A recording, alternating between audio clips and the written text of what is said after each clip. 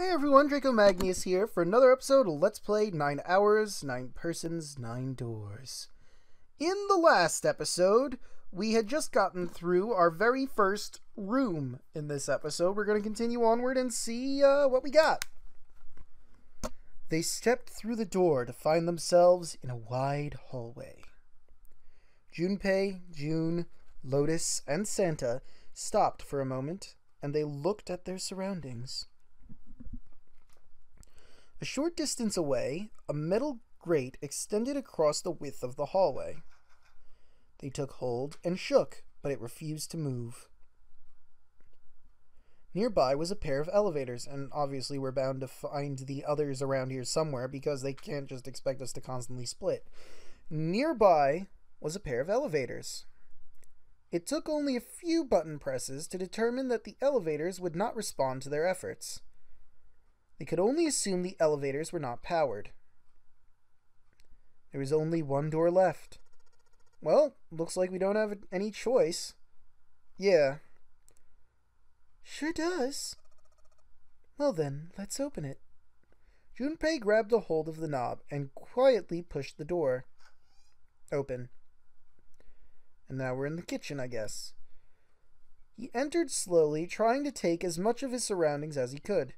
The others followed shortly. Oh, so it's a kitchen. Senna did not look pleased. What were you expecting?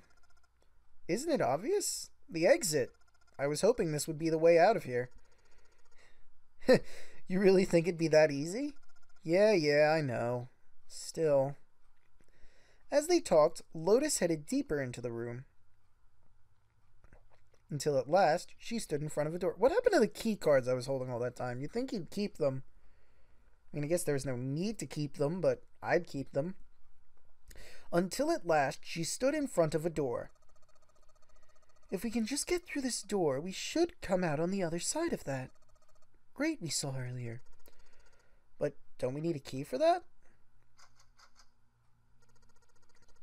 Sorry, I guess that wasn't very constructive. Neither Junpei nor Lotus looked terribly happy. Junpei dug the ship map from his pocket and spread it out in front of him. As he did... Hey!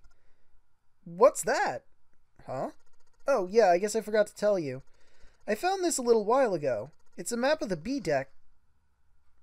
Before Junpei could finish, Lotus snatched the map away from him. She ran her fingers across it, muttering to herself. I knew it. See, look. Junpei did as he was told. Santa and June moved over to look at the map as well. See? We came in here. If we go out there, then we'll be on the other side of the grate. With her finger, Lotus traced a path on the map. Please tell me they're going to do that here. Oh, thank God. Okay, so came out there. Went there. Yeah, she's right. She was right. Satisfied that she had been correct, Lotus folded the map and handed it back to Junpei. He took it and slid the valuable piece of paper back into his pocket. There's a card reader on the right side of the door. And that means the key card is somewhere in here, right? That seems the most likely. Alright, we know what we need to do then. Let's get moving. First off, I say we split up and look for clues. Well, jinkies, that sounds like a smart idea. Okay. I mean, I suppose they are just playing a, game with this guy. They're not really with a psychotic murderer who's going to murder them unless there's going to be traps later, which there might be. Okay, so who's in what part of the kitchen? 1, 2, 3... There's 10 of them. If you flip these over, they look like hats. The middle is super deep for a plate. They're soup plates. They're made that way so the soup doesn't spill. If we ever get out of here, you should treat yourself to a nice dinner out. What makes you think a poor college student has...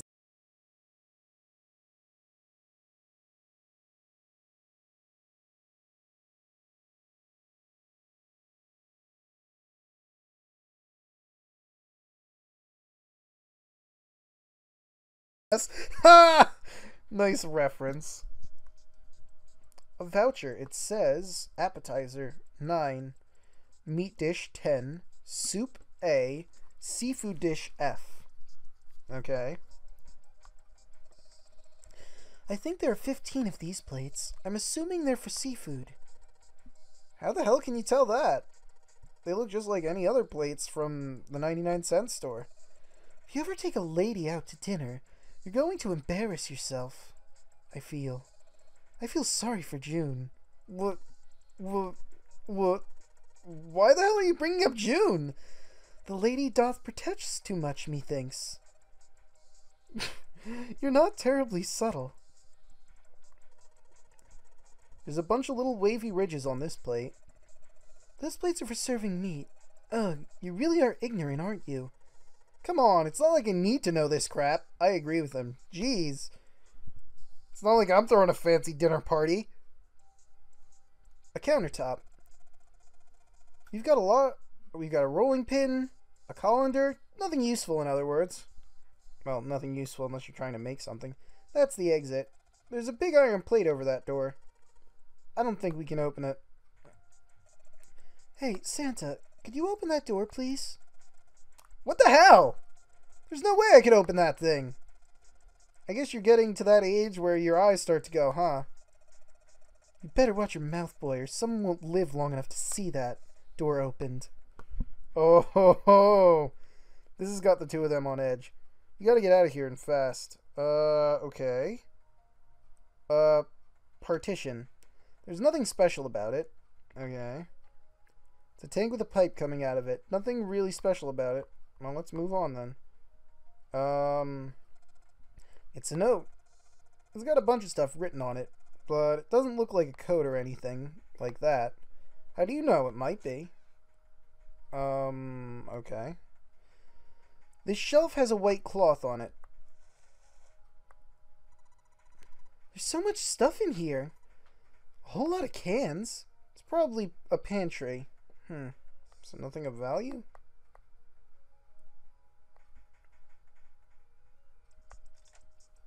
A knife.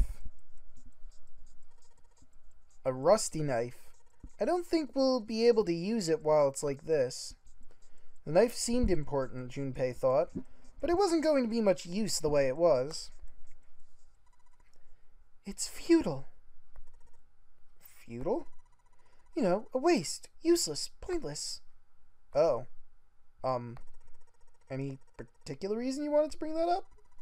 Oh, no reason really. I was just thinking about futility. She wasn't making much sense. Junpei tried rephrasing his question. Why were you thinking about futility? At last, she answered. Well, it has something to do with the Titanic. The Titanic? Yep. Have you ever heard the story that the sinking Titanic was predicted? Yes. Oh yeah, I know what you're talking about. There was a novel that had a bunch of stuff that described the sinking of the Titanic before it actually sank. Well, yeah, that's the one. The title of the novel is Futility. It was written 14 years before the Titanic sank. What? But... I know. I mean, I didn't know the name of the book, but the story was the same, right? It was just like what happened on the Titanic. Yeah. Well, I heard it was all a hoax. A hoax? I heard that the stuff matched up to the Titanic so well, was actually added after it sank. Apparently the only thing that was the same originally was that the boat ran into an iceberg and sank. But the novel was published in 1898, 14 years before the accident. Like I said, that was the first print of the book. 14 years later, the author heard about what happened to the Titanic. He figured that was his chance, you know? He just went back and changed some stuff in his novel, so that it matched the Titanic exactly. Surprised by Junpei's response, June seemed rather taken aback. Really? Really? There's no such thing as premonitions or any of that stuff. Well, you don't know that. That's just one example of a hoax of it. For a moment, June looked very unhappy, more so than Junpei thought was normal for such a discussion. But it lasted only a moment. With no apparent reason, she suddenly looked at him alarmed. But... book that predicted the Titanic sinking. It wasn't? Yep. There were 2 other similar stories written by a man named William Thomas Stead. Both of them before the accident. One in 1886 and one in 1892. Stead wrote 2 stories that had striking similarities to the Titanic's disaster. In one, 2 ships collided, and many of the passengers died because there weren't enough lifeboats. In the other, a ship collided with an iceberg and sank. I don't know. I mean, I'll give you that it seemed a little weird, but I'm pretty sure it wasn't too uncommon for ships to hit iceberg back in the day, or even other ships. Right. I knew you'd say that. But what if Stead had some sort of special powers? To be more specific, what if he had the ability to do automatic writing? What? Automatic writing? Wait, are you talking about that thing where someone says they're possessed by a spirit and they write a bunch of stuff down without knowing what they're writing? Yes. What do you mean, yes? That stuff's a load of bull. Okay, let's say, hypothetically, that automatic writing isn't a total load. These guys couldn't have predicted the sinking of the Titanic. When the Stead dude wrote this thing, nobody had died on the Titanic yet. So if automatic writing is about being possessed by spirits of dead people, who the hell possessed him so he could write that stuff? That's not it. What's not it? Stead wasn't possessed by a spirit. He was doing the possessing. What are you smoking? William Thomas Stead was a passenger on the Titanic. He just wrote down what he saw with his own eyes. 20 years before it happened. That doesn't make any sense. He possessed himself in the past to let him know to write a book that titled the events? So he's a time-traveling ghost? He decided it was probably best to say nothing. What June was saying was insane and utterly absurd. If he tried to take what she was saying seriously, he'd go mad. Junpei smiled uncomfortably. Well, why don't we talk about this some other time, okay? Huh? But... Her voice trailed off as she glanced at the floor, troubled. Tap, tap, tap. Junpei tapped June gently on the shoulder and awkwardly reached around her to pick up the knife from the box. We got a knife. A rusty one, but we got it. We're really in trouble. I know I'm just repeating myself, but this is really a futility moment. That blade is so rusty. Yeah, I know. You can't cut a damn thing with a knife like this. If we're gonna cut anything, we probably have to sharpen the knife. Probably. We just need a sharpening stick. Stone. Whatever. Cheese! Aptly labeled. Hey, there's something behind the cheese. You're right. Why don't we move some of the cheese? Alright, guys, time to move it. June and I need to look behind you. There's a little green bottle back there. Well, it's a good thing I picked up the correct bottle, the correct cheese. Oh, look, cooking oil. Why was it behind cheese? You could probably use this to make something slippery. Yeah, I didn't think so. I figured I'd give it a shot, though. There are a number of cheeses lined up on the shelf. This is Gouda cheese. Most famous Dutch cheese. If you don't cut open the casting, it usually won't go bad. So you can store it at room temperature for quite a while. So we can eat this? Most likely. I'm not hungry at all. I guess it's hard to be hungry in a situation like this. There's cheese on the shelf. Sweet. Any other cheeses hiding things from me?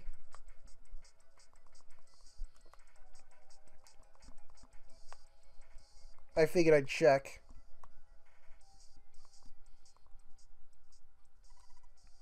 Jumpy? You're searching with such tenacity. And the video crapped out. Okay, and I'm back. Sorry about that. I don't think you have to search down there. I just want to be sure. And that's the same thing, isn't it? Okay, I've checked every cheese. It's time to get going.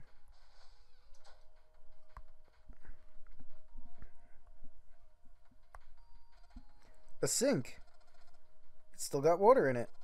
There are a couple of plates in here, but I don't think they're going to help us much. Is that a sharpening stone?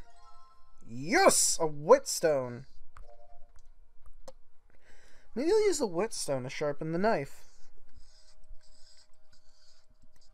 The blade of the knife is getting sharper by the second.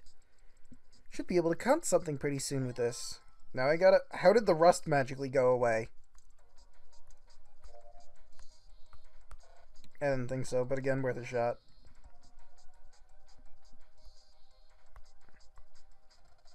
Damn it, there's nothing in here.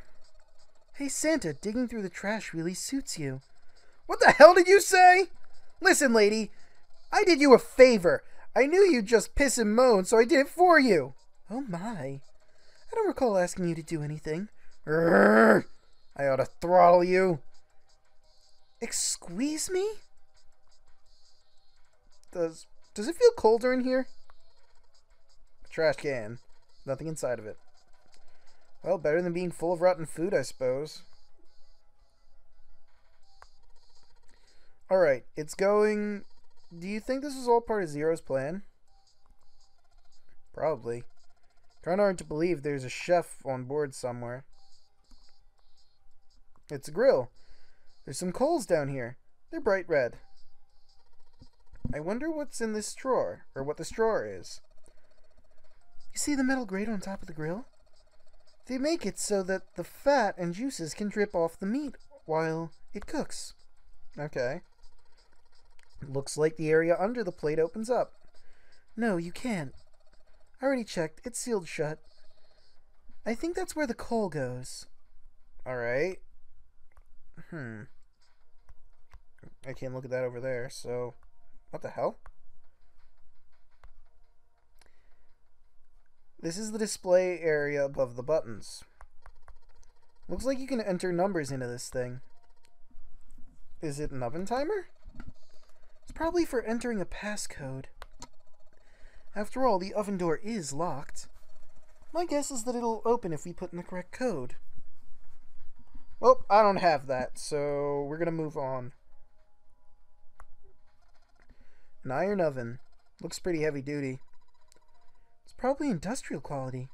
I bet you could cook anything with this. Anyway, let's have a look inside. No dice.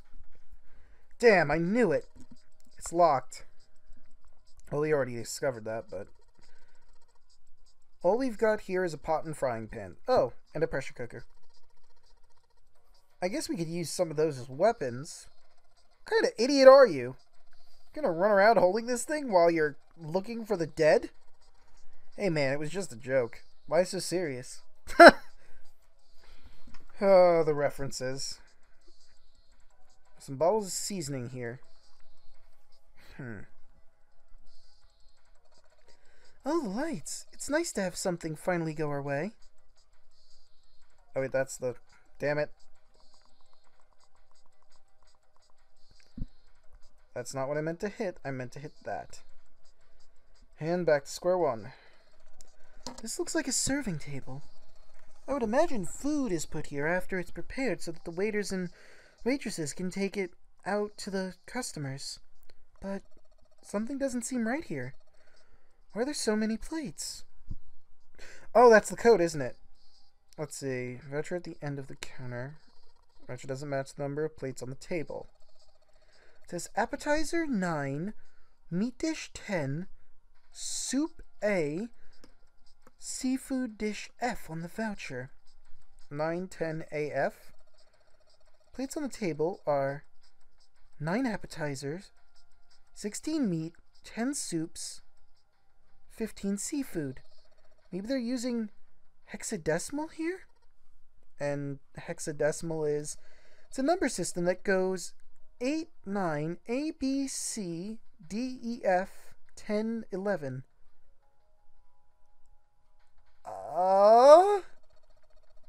You're familiar with base 10, right? That's the normal system of numbers.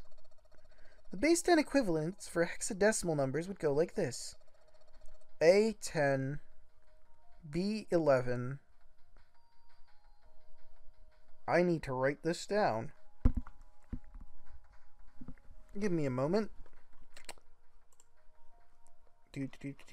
I'll write it in this Word document I have opened for... That reminds me, I never checked to see if that was done.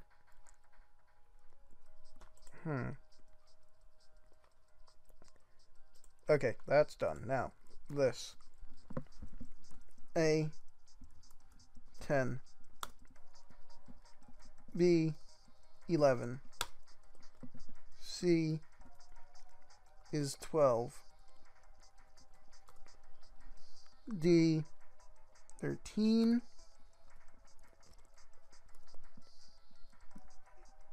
E 14. F 15. Okay. And 10 is 16. Oh. 10 is 16. 16. There we go.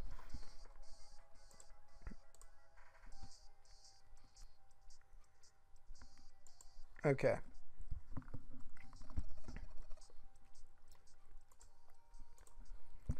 The 10 becomes 16 in base 10.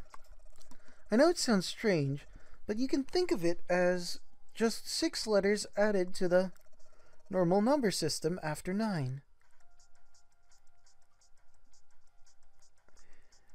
A10, B11, C12, D13, E14, F15, 1016, and so on. I think I get it.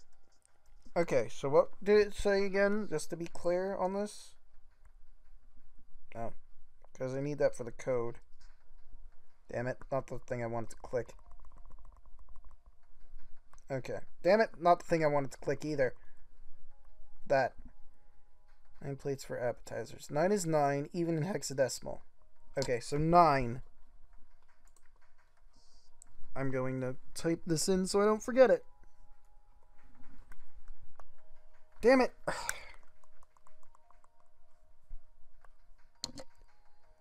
10 soup plates. 10 is A. It's A.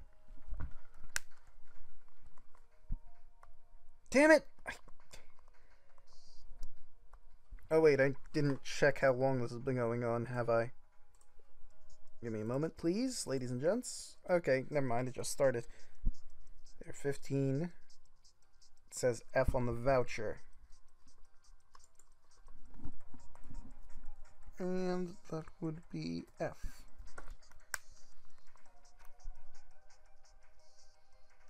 Nine. A. F.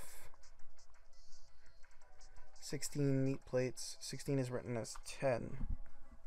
That's nuts. And lastly, 10.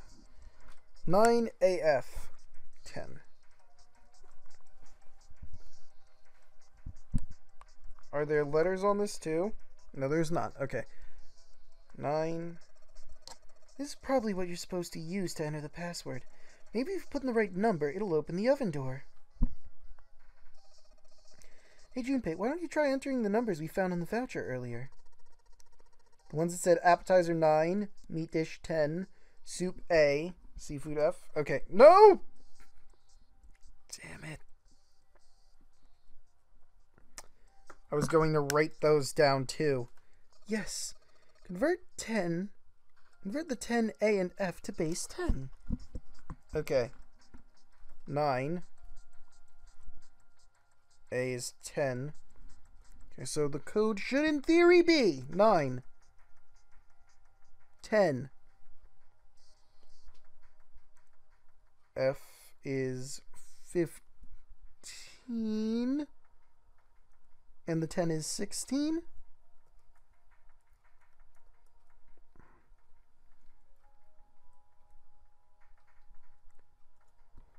Right? Typing that in. Okay. Well, it's worth a shot. No dice. Looks like that's too many numbers. Wait, it is? How many numbers are we allowed? Number on the voucher isn't the actual password. That's all they're going to tell me. They're not going to actually let me try anything else.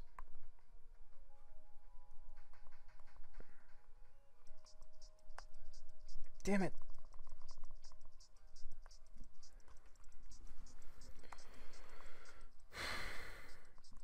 Then what was the point of telling me any of that crap?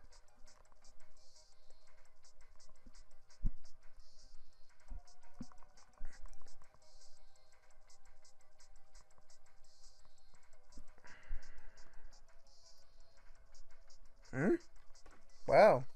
This pot looks like it's been made out of silver. I bet drinking tea from this pot would be really yummy. Spending a day with June drinking tea. Could such a day ever happen for me? Jumpy? Oh, nothing. We don't really need hot water. We should just move on. But there's something under it. Oh, you're not going to tell me anything else. It's like a bunch of instructions for using the cooking utensils. Nothing really suspicious about that. Maybe this table is preparing food. There are plates everywhere.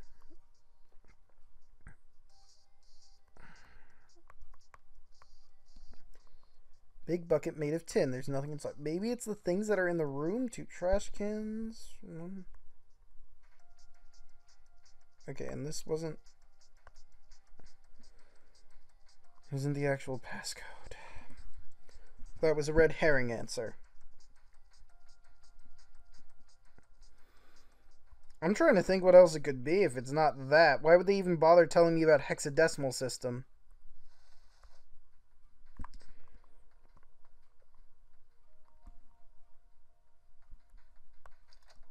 And that was where we got the knife. There's milk in here. Milk in an iron barrel? Judging by the rust, it's probably really old and probably way past its prime. Maybe we shouldn't open it. I don't think it'd be a pretty sight. Oh no, I want to open it. I want to see what the age-old milk looks like. Okay. No.